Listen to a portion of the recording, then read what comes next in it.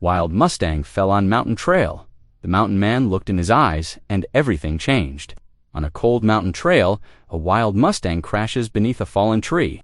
The mountain man lifts his rifle, ready to end its suffering. But then he sees the horse's eyes, and in that gaze, something deep inside him shatters. Instead of pulling the trigger, he drags the beast to safety, never knowing this one choice will set fire to the whole valley. Because the Mustang isn't just an animal, it carries a scarred brand, a secret tying it to a grieving widow, and to a ruthless cattle baron who will kill to own it. Now, with snow closing in, and a town divided between greed and honor, one man and one woman must decide, will they fight for freedom or lose everything to fear? The horse runs wild. The guns are loaded. The church bell tolls. When justice and mercy collide on the frontier, whose claim will stand?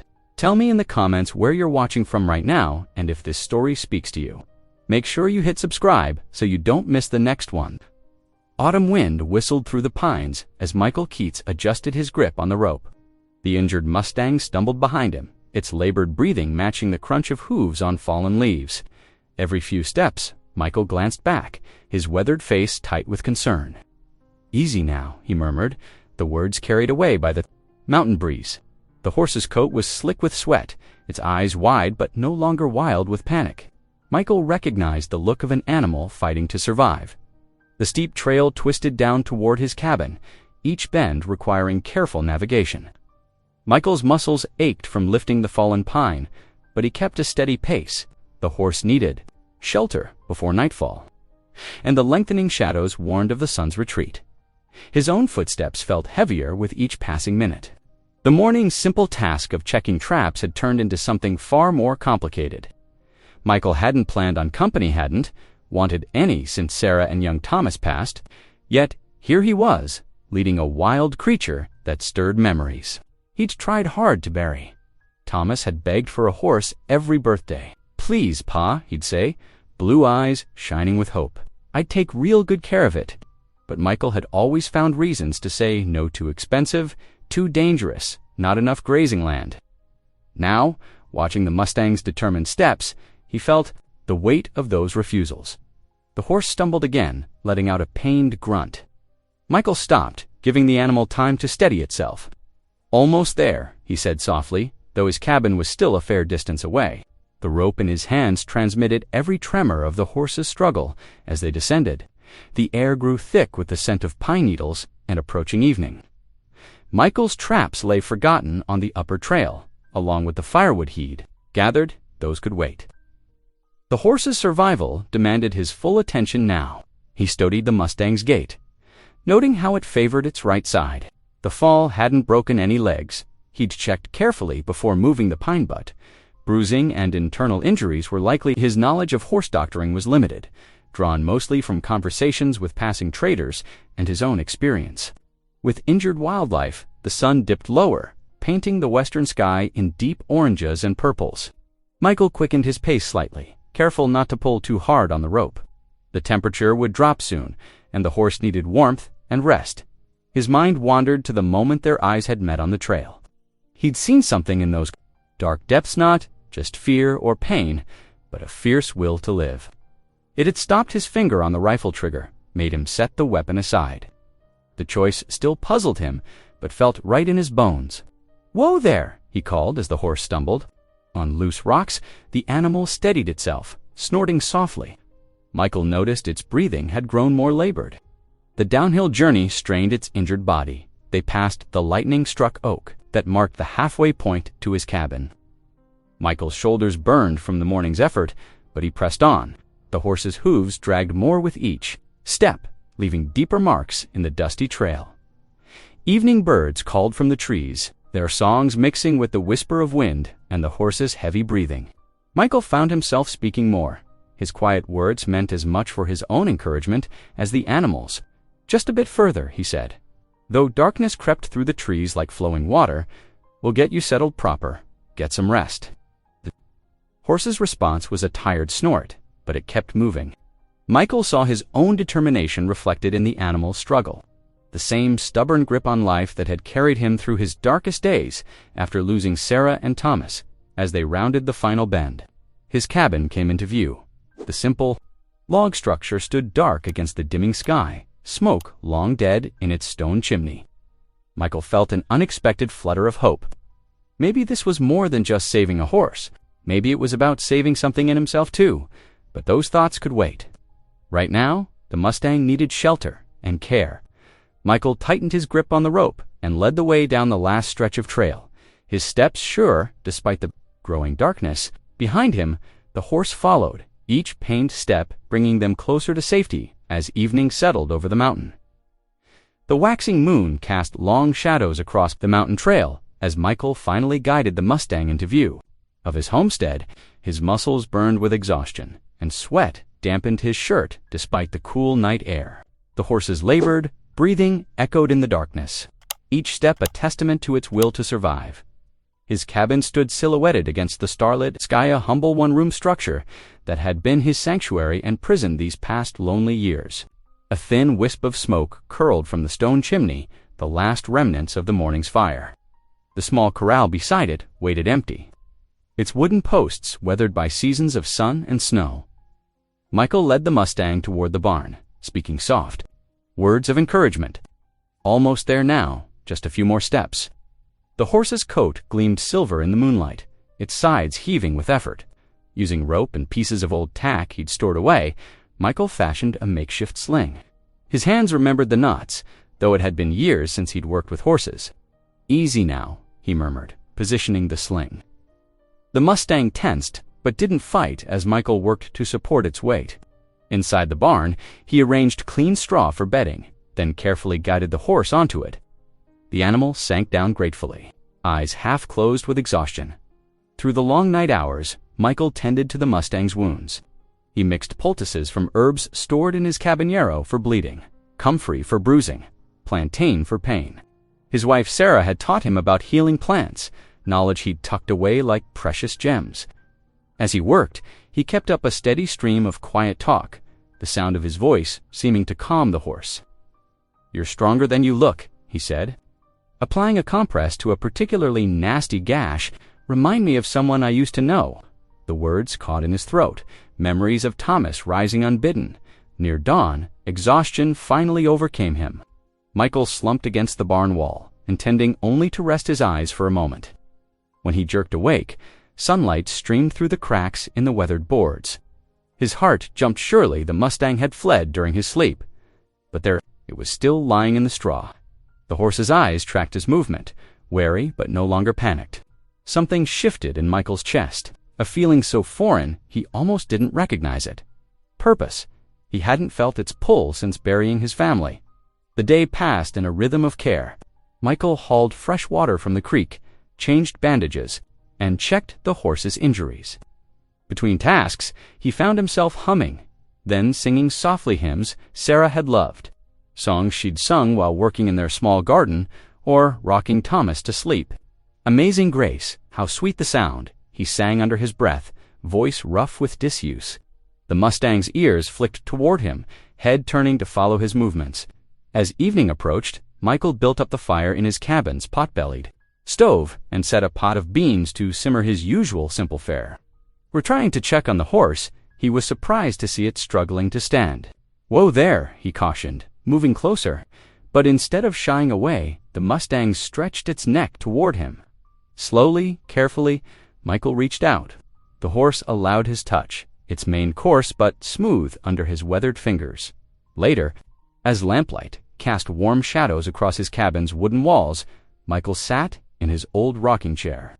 The chair still held the impression of Sarah's form. She'd spent countless evenings there, mending clothes or telling Thomas stories. 5 years had passed since fever took them both. 5 years of existing rather than living. He'd walked through those years like a man in a fog, going through the motions of survival without really feeling anything. But today, something had shifted. The ice around his heart had begun to crack, letting in sensations he'd thought long. Buried concern for another living creature, satisfaction in giving care. The simple pleasure of a task well done.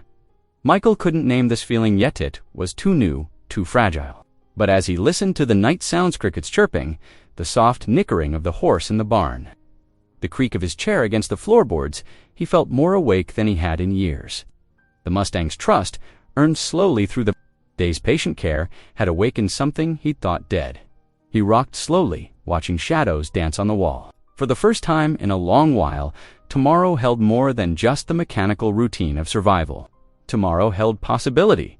The morning sunlight filtered through the barn's wooden slats. As Michael checked the Mustang's wounds, the horse stood, steadier now, allowing him to run his hands along its flanks. As he parted the tangled mane, something caught his eye. Beneath the dark coat, a scarred patch of skin bore the remnants of a brandor. Rather, two brands. One had been burned over the other, leaving a mess of twisted scar tissue. Michael's fingers traced the marking, his brow furrowed. Brands meant ownership, plain and simple. Someone had tried to hide the original mark, but why? Could have been Apache raiders, changing a stolen horse's brand, or maybe a rancher covering his theft. Either way, it spelled trouble. "Reckon we both got secrets," he murmured to the horse, who nickered softly in response. Days passed in steady rhythm. Michael rose with the sun, fed the Mustang, and tended to its healing wounds. The morning air grew crisper as autumn deepened, frost painting the grass silver. He gathered firewood, working his way through the familiar tasks that marked a mountain man's life. His hands remembered the motions of mending broken trap chains and patching worn leather dot. The horse gained strength daily. Its coat began to shine, and the fear in its eyes gave way to quiet trust. Sometimes Michael caught himself smiling a forgotten sensation that felt foreign on his weathered face. But with each passing day, a nagging worry grew. Someone might come looking for this animal. One afternoon, while filling buckets at the creek, movement on the distant ridge caught his attention. Smoke signals rose against the blue sky, too many to be from hunting parties. Michael counted at least 4 distinct trails. His shoulders tensed. Apache signals meant business, and business usually meant trouble for settlers. He hurried back to his cabin, keeping watch on the horizon. The Mustang dozed in the afternoon sun, unaware of Michael's growing unease, as dusk painted the mountains purple. A lone rider appeared on the trail leading to his homestead. Michael positioned himself on the cabin's porch, rifle close at hand, but not yet raised. No sense starting trouble before it started itself. The rider approached slowly, obviously reading his wariness. When they reached the yard, Michael could see it was a woman. She sat her horse with natural grace, wearing a doeskin jacket worn smooth with age. Her black hair was tied back simply, and though her clothes spoke of poverty, she carried herself. With quiet dignity, she dismounted, keeping her movements deliberate and calm. "I am Tala," she said, her voice clear and steady. "That horse you have belonged to my husband." Michael's hand stayed near his rifle, but something in her bearing made him hesitate. There was no threat in her stance, only a deep sadness beneath her composed exterior. "Your husband's horse?" he asked carefully. "Yes, it was stolen in a raid, 3 months past. The same raid that took my husband's life." Her words were matter of fact, but grief shadowed her eyes. "The horse is bound to our family's honor. I have tracked it these many weeks." Michael studied her face, reading the truth there. The mysterious brand suddenly made sense. Raiders trying to hide their theft. His heart sank. He'd grown attached to the Mustang, finding purpose in its care. But he couldn't deny the justice of her claim or the weight of her loss. "The horse was hurt when I found it," he said, "trapped under a fallen pine. Been nursing it back to health these past days." Tala's expression softened slightly. "You have cared for it well. I can see this." She glanced at the darkening sky, then back to Michael. "But I must reclaim what belongs to my husband's memory." The evening wind carried the scent of pine and wood smoke. Michael thought of his own losses, the empty years since Sarah and Thomas died. He recognized in Tala the same fierce need to hold on to whatever fragments remained of loved ones lost. "Night's falling," he said finally. "Trails dangerous in the dark. I've got beans on the stove and coffee." He gestured toward the cabin door. "Reckon we could talk inside." Tala hesitated, weighing his offer. Then she nodded, her movements graceful despite obvious wariness. As Michael led the way inside, he felt the weight of the moment. This wasn't just about a horse anymore. Something larger was unfolding, though he couldn't yet see its shape. Michael ladled the steaming beans into 2 tin bowls, the spoon scraping against worn metal. The cabin's single room felt smaller with Tala's presence. Though she occupied minimal space, perched straight-backed on a wooden stool. He set a bowl before her, alongside a chunk of die-old bread, then settled into his own chair.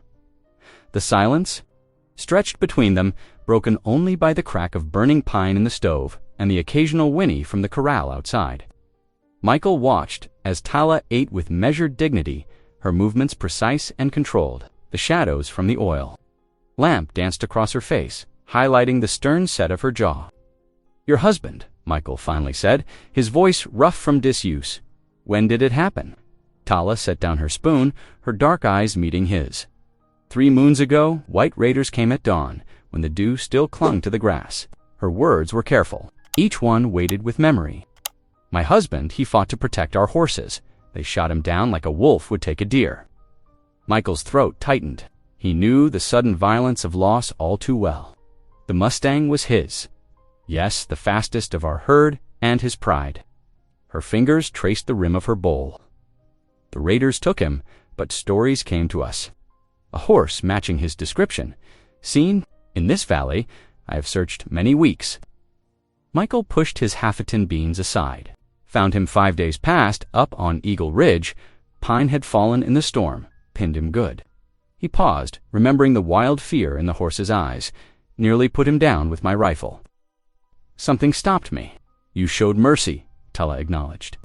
Her expression softened slightly, and skill in healing. "The horse lives because of your care. Still, he's yours by right." The words cost him, but truth was truth. "Your husband's memory deserves that much."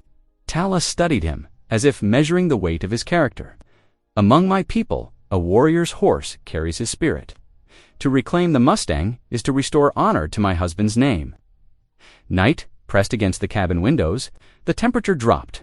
Bringing with it the first hint of winter's breath, Michael stood, joints creaking, and added wood to the stove. The familiar task gave him moments to wrestle with his thoughts. "Take the bunk," he said finally, gesturing to the narrow bed in the corner. "I'll manage fine in the chair. We can sort things proper in the morning." Surprise flickered across Tala's features, quickly masked. She inclined her head in acceptance of his courtesy. "Thank you." Michael settled into his chair, wrapping himself in an old blanket that still carried traces of Sarah's scent. Sleep proved elusive. The Mustang's presence these past days had filled a void he hadn't realized was so deep.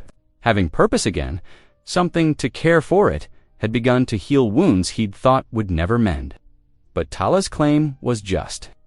If he kept the horse, he'd be no better than the raiders who'd killed her husband. Churned like creek waters over stones. The soft sound of Tala's breathing eventually steadied into sleep. But Michael remained awake. Watching moonlight inch across the wooden floor, dawn arrived with frost painting delicate patterns on the window panes. Michael heard movement and opened eyes he didn't remember closing.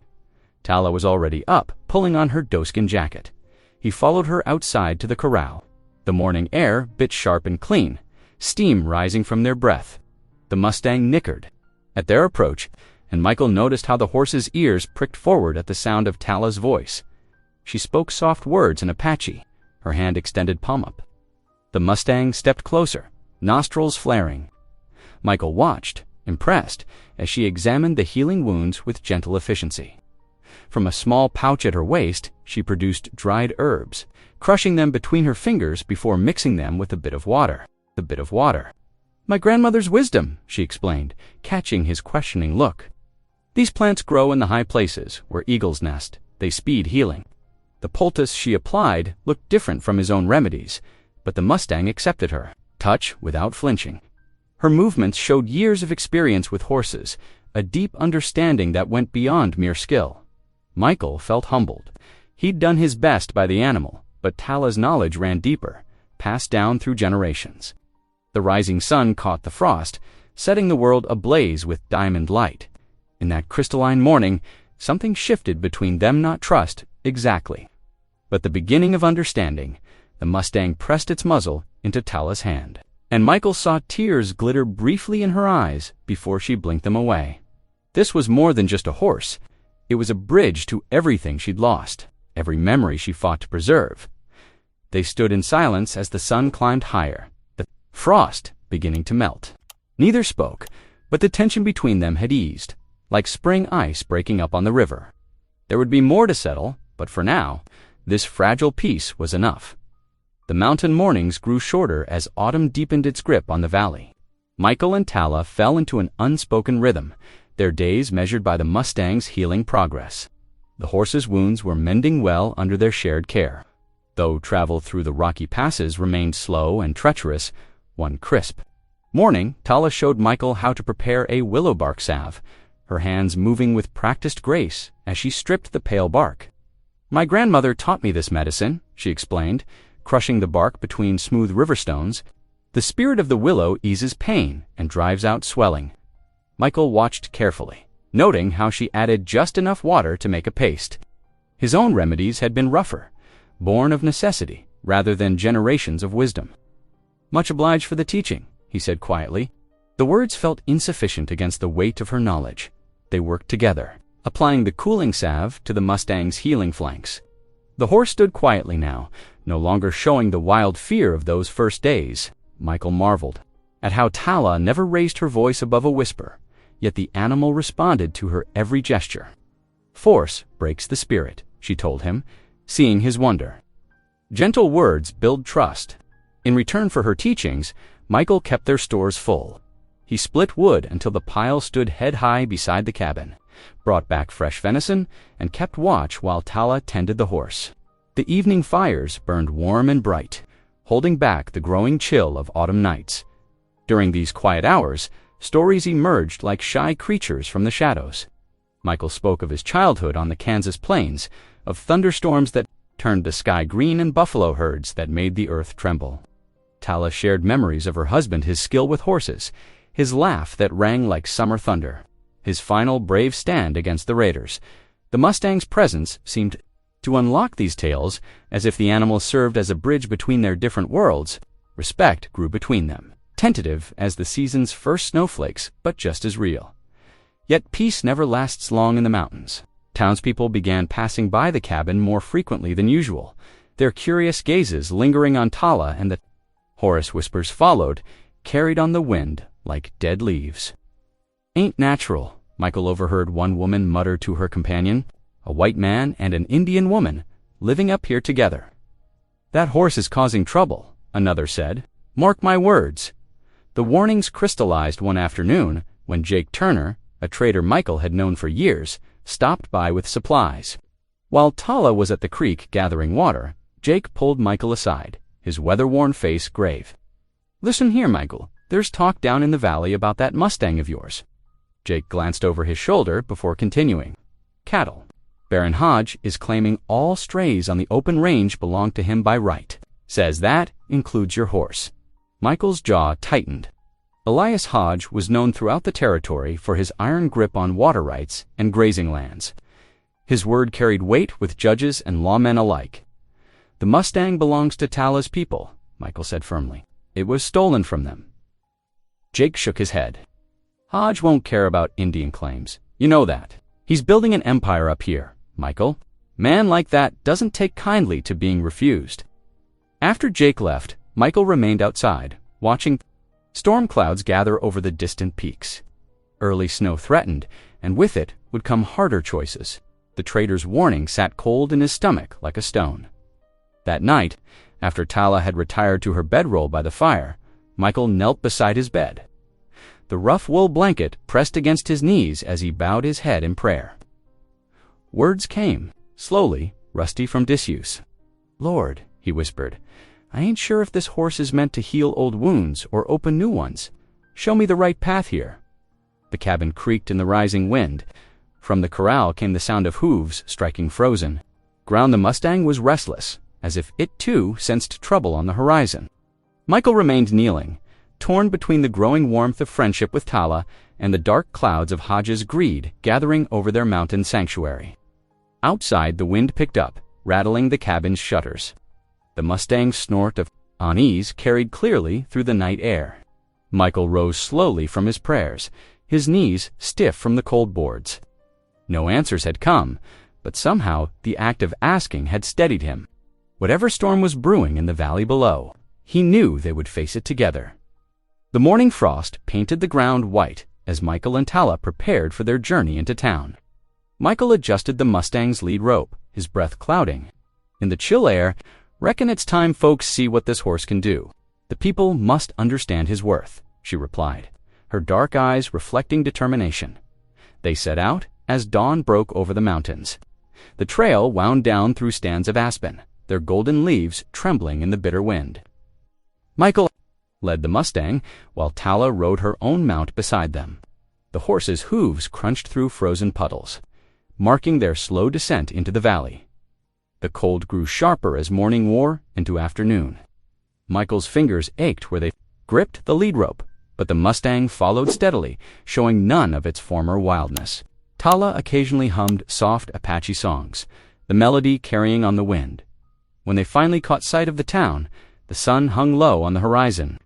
Lanterns already glowed in windows, and fiddle music drifted up from the fairgrounds. The annual harvest fair had drawn folks from all across the territory.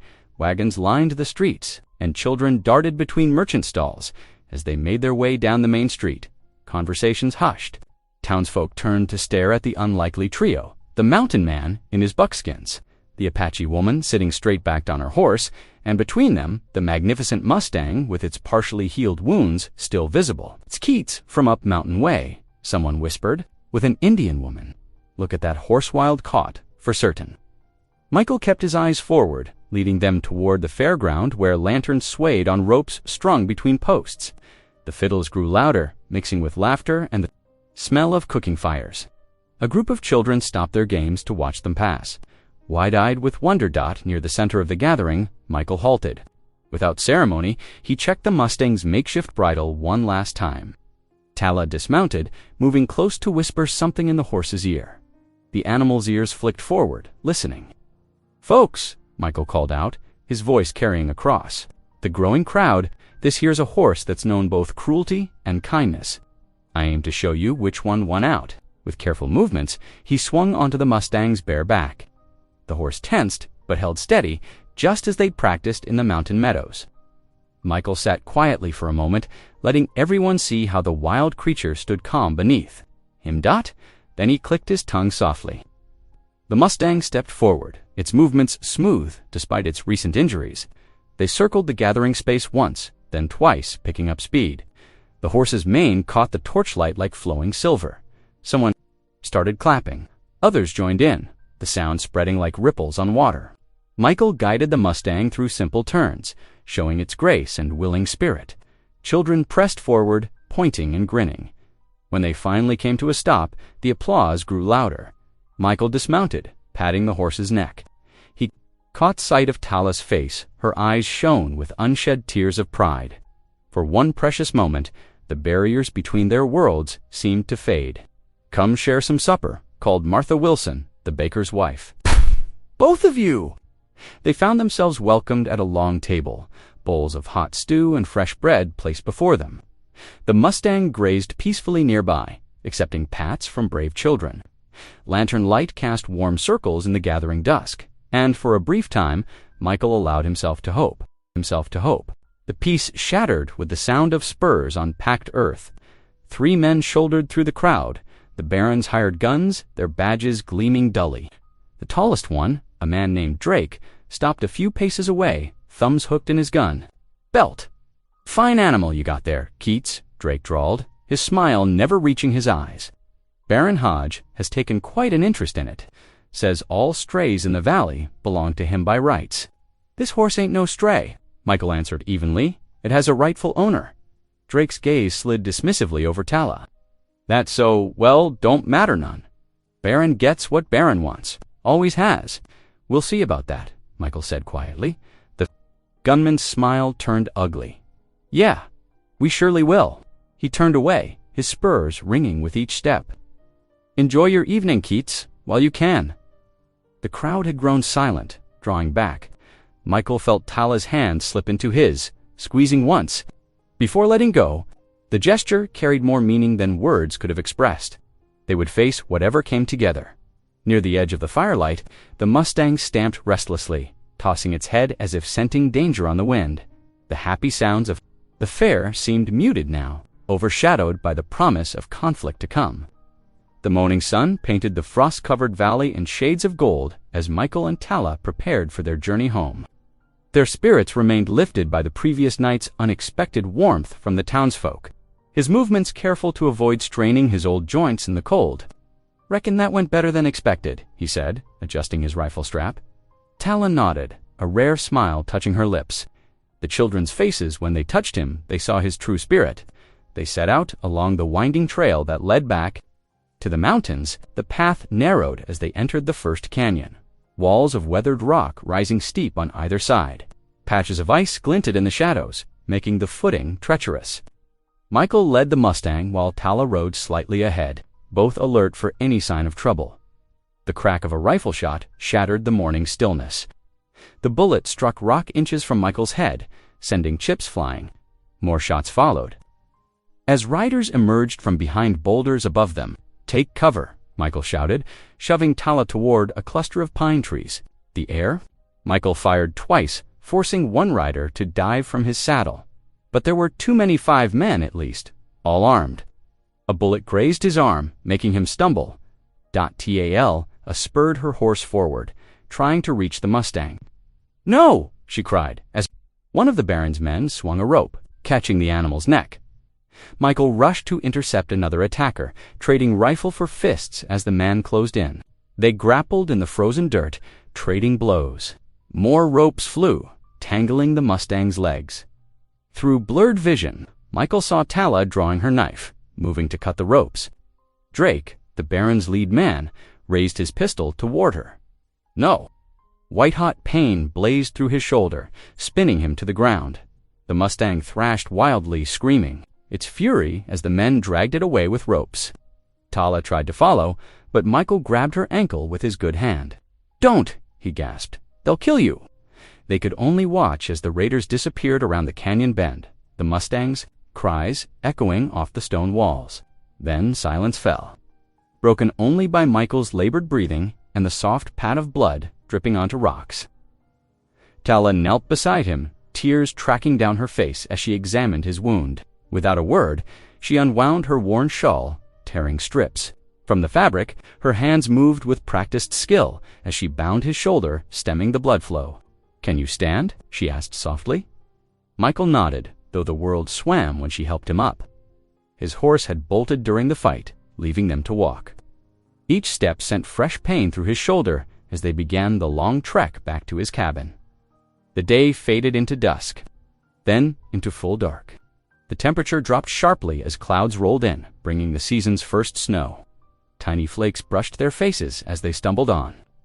Michael leaned heavily on Tala, his strength ebbing with each mile. "Stay awake," she commanded when he started to sag. "Tell me about your son." Michael forced his feet to keep moving. Tommy loved horses, always begging for one of his own. The words came between harsh breaths. Never got the chance. They pressed on through deepening snow. Finally, the dark bulk of Michael's cabin emerged from the swirling white. Tala helped him inside, where he collapsed onto his bunk. She quickly built up the fire, then cleaned his wound properly with water heated on the stove. Michael barely felt it, hovering on the edge of consciousness. Outside, snow continued falling steadily, beginning to seal the valley in its winter. Grip, the Baron's men had chosen their timing well. Passes would soon be blocked, cutting off any hope of pursuit. Inside the cabin, Tala pulled a blanket over Michael's shivering form and settled in to watch over him through the long night. The silence felt absolute now, heavy with loss. The empty corral stood as a bitter reminder of their defeat, slowly disappearing under the thickening blanket of white. Snow fell in thick curtains outside, the cabin window as Michael burned with fever. The wound in his shoulder had taken an angry turn, the skin hot and swollen despite Tala's careful cleaning. She pressed a cool cloth to his forehead, murmuring soft words in Apache as he tossed restlessly on the thin mattress. "You must return," Michael rasped between fevered spells, his voice rough as sandpaper. "Your people, winter's coming hard." Tala simply shook her head, her dark eyes steady as she lifted a clay cup to his cracked lips. "Drink," she commanded. The bitter tea she'd brewed from dried herbs filled his mouth, and he grimaced but swallowed. "I won't have you trapped here," he insisted weakly. "Not fair to you." "Others left you alone," she said firmly, tucking the blanket around his shoulders. "I will not." Her words carried the weight of a vow. The days blurred together as infection raged through Michael's body. Sometimes he dreamed of his wife Sarah, of Tommy begging for a pony of his own. Other times he saw only darkness, broken by Tala's voice. Raised in prayer, the strange, beautiful sounds of her native tongue washing over him like cool water between his periods of delirium. Michael caught glimpses of her tireless work. Every morning she ventured out into the deepening snow, returning with arms full of firewood and rabbits caught in clever snares. She kept the cabin warm, tended his wound, and somehow maintained them both despite the harsh conditions. The snow continued to pile higher, sealing off the mountain passes and any chance of outside help. Wind howled around the cabin's corners at night, but inside, Tala maintained a steady presence. She mixed poultices of herbs she'd gathered before the storm, pressing them gently against the angry flesh of his shoulder. Her hands were sure and gentle, never hesitating, despite his occasional cries of pain. One evening, after what might have been days or weeks, Michael's fever finally broke. He awoke to find Tala dozing in the chair beside his bed, her face lined. With exhaustion, the fire crackled low in the hearth, casting dancing shadows on the walls. For the first time since the attack, his mind felt truly clear. He studied her in the dim light. This proud woman who had every reason to abandon him to his fate, yet chose to stay, who had worked herself to exhaustion, keeping him alive. The realization struck him then, clear as morning light. Her care went far beyond mere duty or obligation. This was pure compassion, freely given despite their differences. "Tala?" he whispered. She stirred immediately, leaning forward to check his forehead. A rare smile touched her lips. "The fever has broken," she said softly. "Why did you stay?" The question that had haunted his fevered dreams finally found voice. She was quiet for a long moment, adding wood to the fire before answering because, "Every life has worth," she said simply. Her words stirred something long dormant in Michael's chest. Memories of church pews and Sunday hymns filtered. Back of Sarah's clear voice raised in praise. He hadn't sung or prayed properly since losing them, had turned his back on faith entirely. "Been a long time since I talked to God," he admitted hoarsely. "He hears even—" In silence, Tala settled back in her chair. "I have heard you speak his name in your fever dreams. Michael closed his eyes, feeling tears gather. "Reckon I forgot how to trust. In anything, anyone." "Trust returns slowly, like spring after winter," she said. "But it returns." Words of prayer rose to his lips then, broken and rusty with disuse. "Lord, I've been so lost," he whispered, "so angry. Help me find my way back." Tala's hand found his warm and calloused from work. They sat in companionable silence as the fire popped and sparked. Something had shifted between them, born in these days of shared struggle. Not romance, it was too soon, their wounds too fresh, but understanding, trust, perhaps even the first seeds of healing.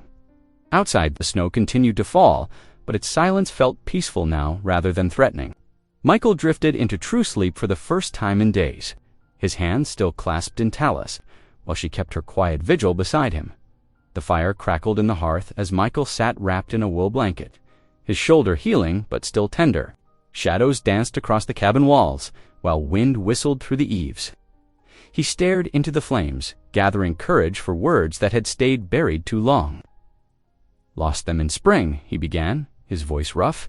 "Sarah and Tommy, my wife and boy." Tala sat quietly in the chair opposite, her hands folded in her lap. She didn't speak, giving him space to continue. "Tommy was just 12, had been begging for a horse of his own." Michael's fingers twisted in the blanket. Sarah thought he was ready. "We were heading to town to look at a gentle mare when the flash flood came." He drew a shaky breath. "River was running high from snowmelt. Bridge looked solid enough, but the flames popped and hissed as Michael fell silent, lost in memory. After a moment, he continued. "Kern took the wagon before I could reach them. Found Sarah 2 miles downstream. Tommy," his voice cracked, "never did find my boy." The confession hung heavy in the air. Michael hadn't spoken of that day to anyone, had carried it alone like stones in his pockets, weighing him down with each step. Couldn't face people after their pity, their whispered prayers. He looked down at his calloused hands. Figured it. It was easier to disappear up here, live with my ghosts. Tala stirred, adding another log to the fire.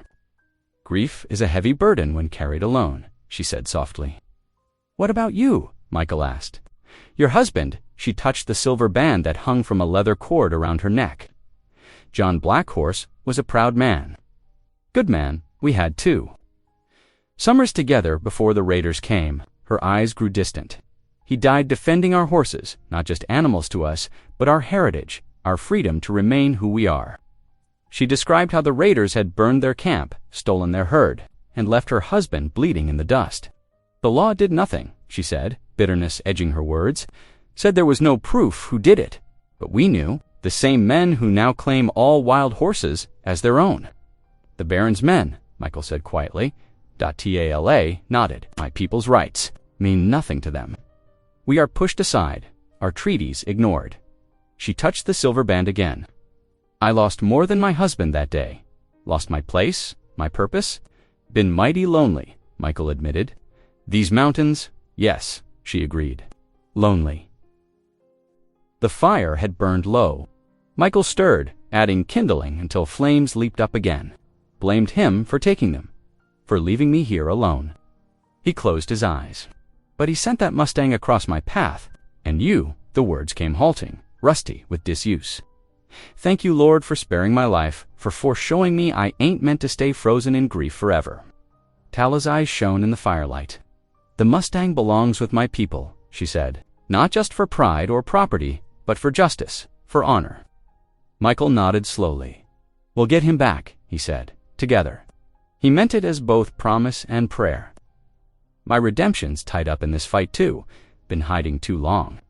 Through the cabin's window, they could see the heavy snow had begun to ease. Stars peeked through breaking clouds, and the wind had settled to a gentle whisper. The trails will clear soon, Tala said, rising to check the window. 3, maybe 4 days. Then we plan, Michael said firmly. That Baron's got men and guns, but we've got right on our side. And, he hesitated, then continued, and Faith Tala turned from the window, and their eyes met in understanding. They were no longer two lonely souls carrying separate burdens, but partners united in purpose. The Mustang had brought them together, and now justice would bind their path forward. Outside, an owl called into the night. The snow was already settling, and soon the trails would be passable again. Time was coming to act, to stand against those who would take what wasn't theirs. Michael felt strength returning to his body, and more importantly, to his spirit. Sat in comfortable silence, watching the fire burn down to coals. Tomorrow would bring planning and preparation, but for now, it was enough to know they faced it together. Michael and Tala rode into town, their breath frosting in the bitter winter air. 2 days of hard travel had left them weary, but determined. The saloon's warmth welcomed them as they stepped inside, shaking snow from their coats. The Baron's got to be stopped, Michael announced to the crowd. Most patrons studied their drinks, avoiding his gaze, but Reverend Walsh, the elderly preacher, sat straighter in his chair. Miss Thompson, the schoolmarm, set down her mending.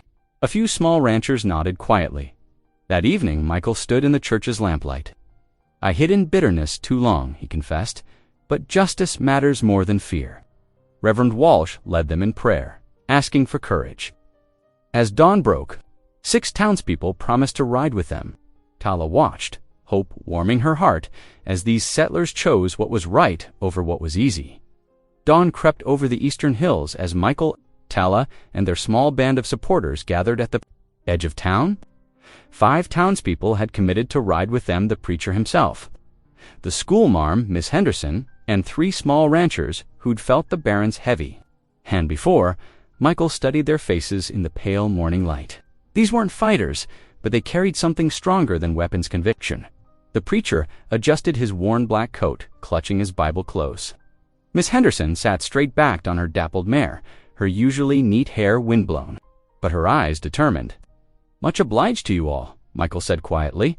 What we're doing ain't just about one horse. It's about standing up for what's right. Tala nodded, her doeskin jacket pulled tight against the morning chill.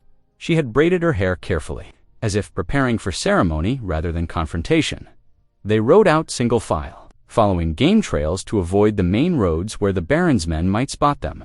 The journey would take 2 days, crossing icy streams and winding through pine-covered ridges. Michael led them carefully, choosing paths that would hide their dust. That evening, they made camp in a sheltered hollow. As coffee bubbled over the small fire, Tala began teaching them Apache hand signals. Like this, she demonstrated her movements graceful, for danger ahead, and this for stay low. The others practiced earnestly, their shadows dancing against the rocks. "Reckon we'll need every advantage," one of the ranchers muttered, his calloused hands mimicking Tala's gestures. The preacher spoke up, his voice carrying quiet strength. "The Lord helps those who stand for justice, but we must be wise as serpents and harmless as doves." Michael nodded, warming his hands by the fire. "No shooting unless there's no choice. We're bringing truth, not war." By late afternoon, they caught their first glimpse of the Baron's sprawling ranch house with fresh paint, fences, and dozens of corrals. Michael signaled them to dismount, using one of Tala's signs. They crept forward on foot to a ridge overlooking the ranch. The Mustang was visible in a small pen near the main house, 2 armed men lounging nearby on fence rails. "Those are hired guns," Michael whispered. "I recognize Jenkins from town. Mean, with a pistol, but lazy when he's drinking." Tala's eyes never left the Mustang. The horse paced restlessly, its spirit unbroken despite captivity. "He knows he doesn't belong here," she said softly. Miss Henderson pulled out a small notebook. "I'll write down everything I see. My word as a teacher still carries weight with the territory judge," the preacher added, "and I've brought papers from town showing the original brand registration. The Baron can't deny evidence before God and man." They watched as the sun began to set, noting the guards' patterns. 4 more hired guns emerged from the bunkhouse for supper, their rifle barrels gleaming dully in the fading light. "We go in at dawn," Michael decided. "That's when they're slowest. Changing watches, we'll ride up open. No sneaking. The Baron needs to see we're not afraid." Tala touched his arm. "My people say the morning star brings truth to light. It is a good time." They moved back to their horses and made a cold camp, not risking a fire. Through the long night, they prepared. The preacher prayed quietly. Miss Henderson organized her documents. The ranchers checked their saddles and bridles, more from nervous energy than need. Michael sat beside Tala as the others slowly drifted to sleep. "You don't have to be part of this," he said quietly. "The Baron's not known for dealing kindly. With your people," she met his gaze steadily. "My husband died protecting what was ours. I will not hide now." The stars wheeled overhead as they planned. They would approach from the east, the rising sun behind them. The preacher and Miss Henderson would ride slightly ahead, showing peaceful intention. Michael, Tala, and the ranchers would follow, ready but not threatening. "We bring witnesses and truth," Michael reminded them as false dawn began to light the sky. "That's stronger than bullets, if we stand firm." They mounted up in silence, each lost in private thoughts and prayers. The morning star still hung bright in the pale sky as they began their descent toward the Baron's ranch.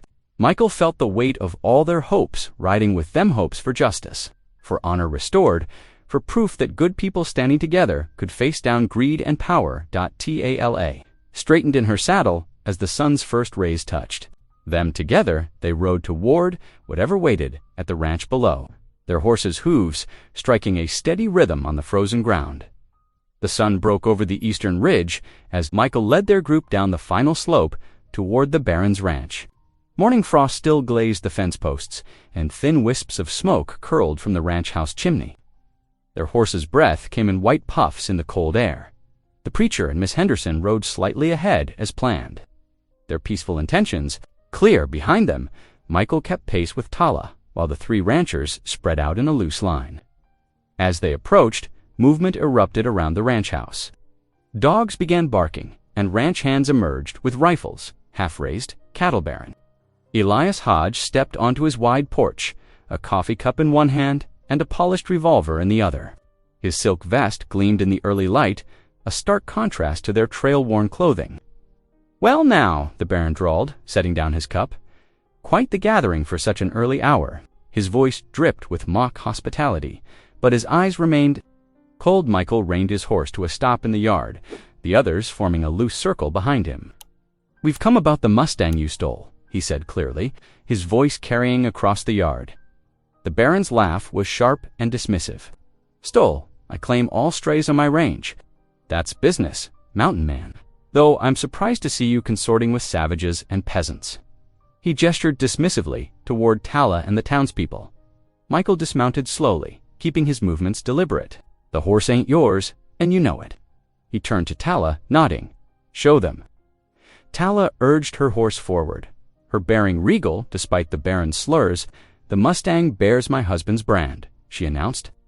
"Your men burned over it, but the mark remains." From the shadows of the corrals, figures emerged, 3 Apache elders, their faces weathered and dignified.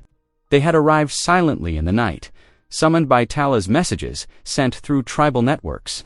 The Baron's men shifted uneasily at their appearance. "These are the witnesses," Tala continued. "They were present when my husband marked the horse.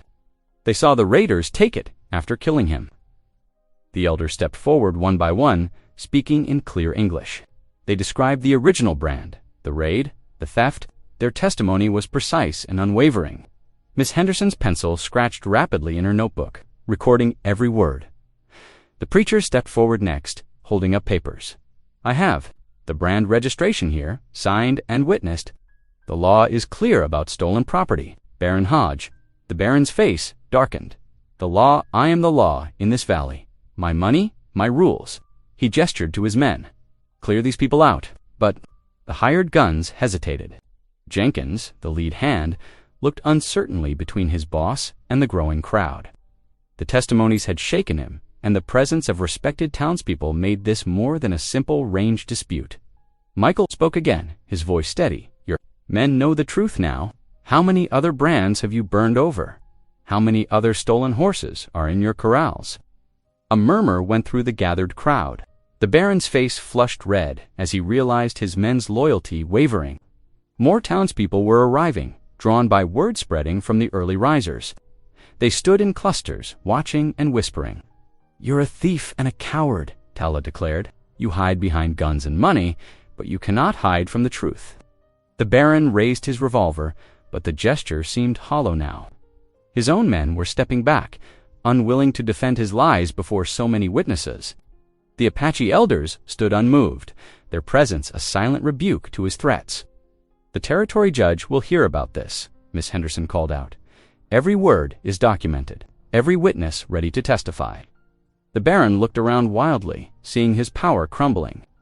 The ranch hands he'd relied on to enforce his will were drifting away from his side. The townspeople he'd bullied for so long were finding their voices, calling out their own grievances. "The horse," Michael demanded. "Release it now, before this gets worse for you." For a long moment, the Baron stood frozen, his world shifting beneath his feet. Then, with a curse, he flung his revolver onto the porch. "Take the worthless beast," he snarled. "But remember who owns this valley." "Not anymore," the preacher said quietly. "The Lord humbles the proud Baron Hodge. Best remember that." Jenkins was already moving to the corral, eager to distance himself. From his employer's shame, he led out the Mustang, which pranced nervously until it caught Tala's scent. The horse's ears pricked forward, recognizing her. The Baron stormed back into his house, slamming the door. The gathered crowd watched in. Silence as Tala approached her husband's horse. She stroked its neck gently, whispering in Apache. The Mustang pressed its head against her shoulder. Finally home, the morning sun climbed higher, warming the frost away, as justice settled over the valley like a cleansing breath. The Baron's reign of intimidation had ended, broken not by violence, but by truth spoken boldly in the light of day. The journey home stretched before Michael and Tala like a ribbon of fresh snow. Winding through the silent valley, the Mustang walked between their horses, its hooves crunching softly in the crystalline powder. Winter sunlight caught each snowflake, turning the world into a sea of diamonds. Michael glanced at Tala, noting how she sat tall in her saddle despite the exhaustion of recent days. The morning's confrontation had drained them both, yet a quiet triumph lingered in the air. The Mustang's lead rope swayed gently in her hand, a symbol of restored justice. "Looks like the weather's holding," Michael said, breaking the comfortable silence. His breath formed clouds in the crisp air. Tala nodded, her eyes scanning the pristine landscape. "The spirits are pleased. They welcome the return of what was lost." The trio picked their way carefully along the trail, mindful of ice. Beneath the fresh snow, around them, pine boughs drooped under their white burden, occasionally dropping soft clumps to the ground. A red-tailed hawk circled overhead, its cry echoing against the mountain walls. By mid-afternoon, the familiar silhouette of Michael's cabin emerged through the trees. Smoke still rose from the chimney. They banked the fire well before leaving. The Mustang lifted its head, nickering softly at the side of the corral where it had first begun to heal. Michael dismounted first, moving to clear the gate of snow while Tala guided the horses into the yard. The Mustang paced the corral's perimeter once released, its movements showing both familiarity and restlessness. Though no longer wild, it retained that spark of untamed spirit that had first caught Michael's attention. Still got some fire in him, Michael observed, watching the horse test the fence line. "Like all who have known freedom," Tala replied, her voice soft with understanding. She began unsaddling their horses, her movements practiced and sure. Inside the cabin, Michael stirred the banked coals and added fresh wood. The interior slowly warmed as he pulled out the ingredients for a simple meal. Tala joined him after settling the animals, bringing in a blast of cold air that quickly dissipated in the growing warmth. Together they worked in the kitchen's small space, moving around each other with an ease that spoke of growing familiarity. Michael sliced bread, while Tala measured coffee into the battered pot. The domestic rhythm felt natural, filling the cabin with purpose. As darkness gathered outside, they sat at the rough-hewn table, steam rising from their cups. The bread was slightly stale, but welcome after the long day. Through the window, they could see the Mustang's dark shape moving against the snow, restless yet secure within the corral's boundaries. Michael wrapped his hands around his coffee cup, feeling the warmth seep into his bones. Something had shifted within him, a weight lifted that he hadn't even realized he'd been carrying. "Never thought I'd feel this way again," he said quietly, staring into the fire's glow. After Sarah and Thomas died, seemed like nothing would ever be right. Tala's eyes met his across the table, understanding in their depths. "The horse brought you back to life." Michael shook his head slowly. "Not the horse itself, more like what God did through it, through you." He paused, choosing his words carefully. "Saving that Mustang gave me purpose again, but watching you fight for what's right, seeing your strength, it reminded me there's still good worth defending in this world." A small smile touched Tala's lips, rare and precious as the winter sunshine. "Among my people, we say that healing comes not from medicine alone, but from the hearts of those who care." The fire crackled softly, casting dancing shadows on the walls. Outside, the Mustang's movements had quieted, finding peace in the familiar surroundings. Michael felt laughter bubble up unexpectedly, not loud or long, but genuine and warm. Tala joined him, her own quiet chuckle mixing with his. It was a simple moment, yet profound in its healing power. Here in this cabin, with snow falling gently outside and firelight warming the walls, they had found something neither expected: the comfort of chosen family. Built on shared struggles and mutual respect, the Mustang's soft nickering drifted through the walls, a contented sound that seemed to affirm their newfound peace. Michael and Tala sat in comfortable silence, watching the flames dance, their cups slowly cooling between them. The night deepened around the cabin, but inside, warmth and understanding continued to grow. Spring crept into the valley like a gentle awakening. The last patches of snow melted away beneath warm sunshine, leaving behind tender shoots of grass pushing through dark earth. Tiny wildflowers dotted the meadows with splashes of yellow and purple, while overhead, returning birds called their arrival. Michael stood at the cabin door early one morning, watching the changing season paint the landscape. The winter's trials had carved new laugh lines around his eyes, softening the old grief that once shadowed his face. Behind him, Tala moved quietly through their morning routine. The familiar sounds of coffee brewing and plates clicking together filling the cabin with domestic warmth. The Mustang paced in the corral, tossing its head as if scenting freedom on. The wind, its coat gleamed with health, the old injuries long healed. Through the winter months, they had watched it grow stronger, its spirit untamed despite their care. Now it pressed against the fence more often, calling to distant peaks. "It's time," Tala said softly, joining Michael at the door. She carried 2 steaming cups, offering one to him. "The horse needs to run free." Hands around the warm cup. "Reckon you're right. Can't keep something wild caged forever, even out of love." They shared a quiet breakfast, both aware of the weight of the moment ahead. The morning sun climbed higher, burning off the last wisps of valley mist. After the dishes were cleared, Michael gathered a lead rope while Tala packed a small bundle of dried meat and bread. The Mustang seemed to sense their purpose. Standing quietly as Michael slipped the rope around its neck, together they began the climb toward the ridge that overlooked the valley.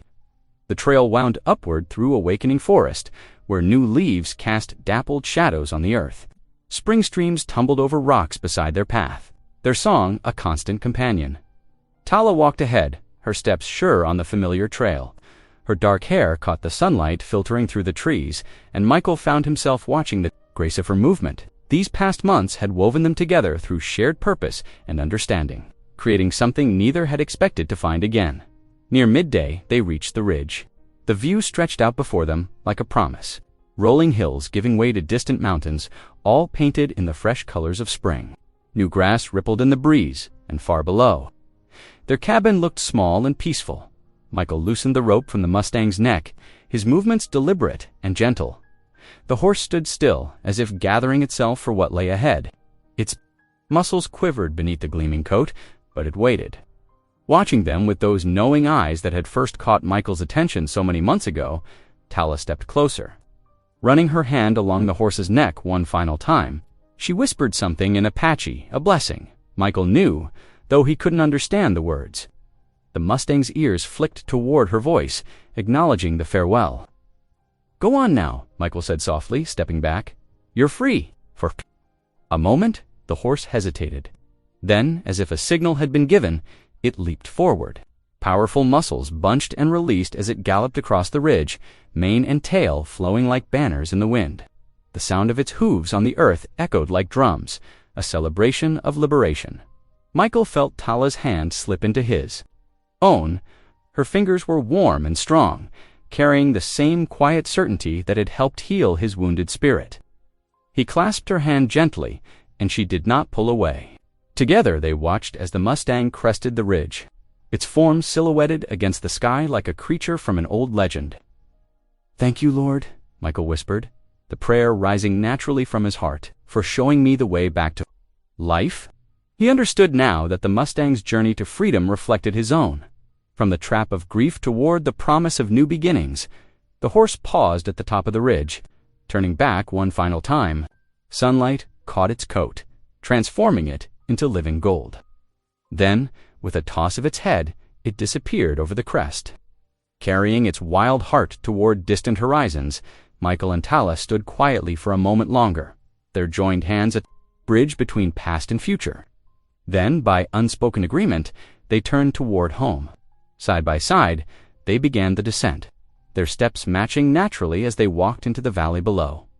The trail seemed different now, marked not by loss, but by possibility. Spring breeze carried the scent of new growth and ahead. Their cabin waited, no longer a shelter for lonely grief, but a home where hope had taken root and flourished. If you believe stories can heal, lift, and connect us, this channel is for you. Thanks for being here. Hit subscribe and I'll meet you again tomorrow with something real.